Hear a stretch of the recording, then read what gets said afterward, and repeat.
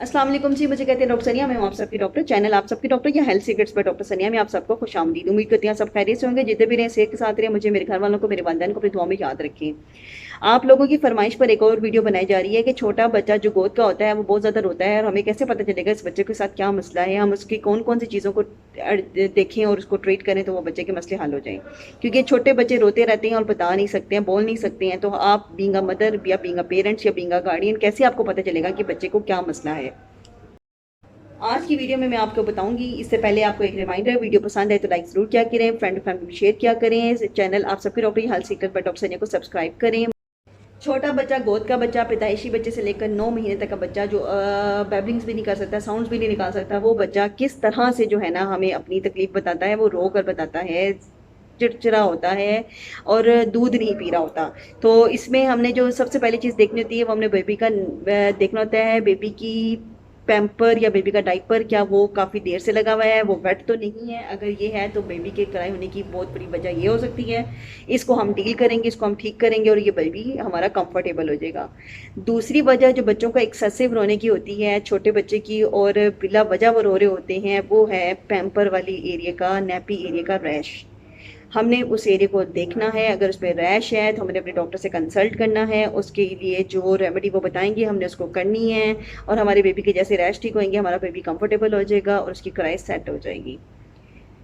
तीसरी वजह जो बेबी के बहुत ज़्यादा रोने की होती है, बेचैन होने की होती है, वो उसकी है कराए, हंगर कराए। वो रो रहा है, आप ये चेक करें कि आपने कितनी देर पहले से खाने को ये दूध दिया था। दूध देने में कम से कम 2 घंटे का वक्फा रखें, ज़्यादा से ज़्यादा 2.5 घंटे या 3 घंटे, इससे ज़्यादा डिले मत करें।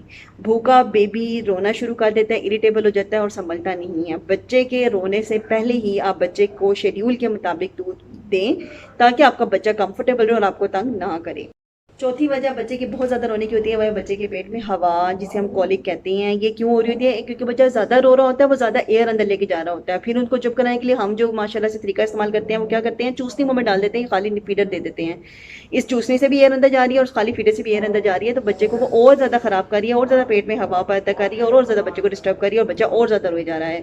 तो इसकी क्या ट्रीटमेंट है, इसकी क्या रेमेडी है, इसके लिए मैंने एक अलग से वीडियो बनाई हुई है, कॉलिक की वीडियो। मैं रेफरेंस जो है और उसका लिंक जो है डिस्क्रिप्शन में आपको अटैच कर दूंगी, आप उसको देख सकते हैं।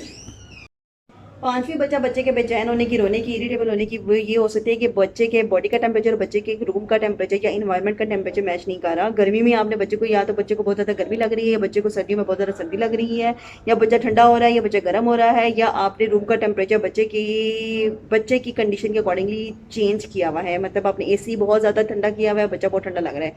हमेशा याद रखें, जितनी गर्मी आपको लगती है, जितनी सर्दी आपको लगती है, उतनी ही गर्मी और सर्दी बच्चे को लगती है। जैसा आप फील करेंगे वैसे ही बच्चा फील करेगा।